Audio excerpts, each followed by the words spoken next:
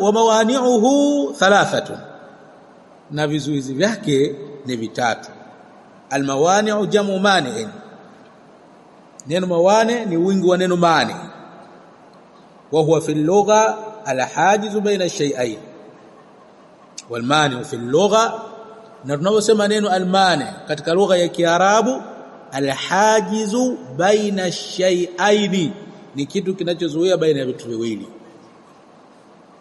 kitu ambacho kinazuia baina ya vitu viwili.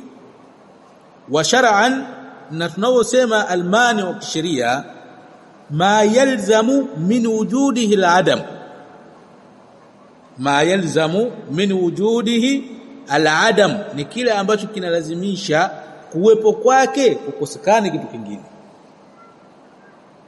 Kwa hivi vitu hivi vinalazimisha vikiwepo mirathi isiwepo. Kuwepo kwa hivi vitu hivi mirathi inakuwa haipo, inakuwa haithibiti.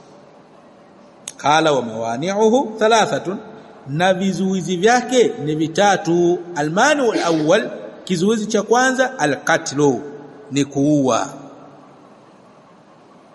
Kuua, aliyeua hamrithi aliyemuua.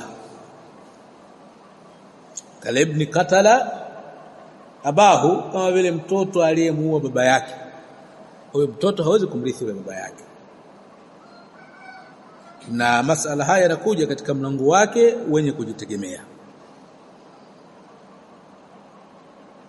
Walmani'u athani, na kizuizi cha pili, arriqu, ni utumwa.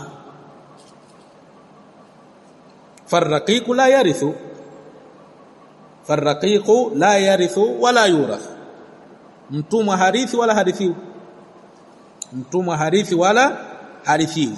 Walmani'u thalith, na kizuizi cha tatu, ikhtilafu dini, ni kutofautiana dini,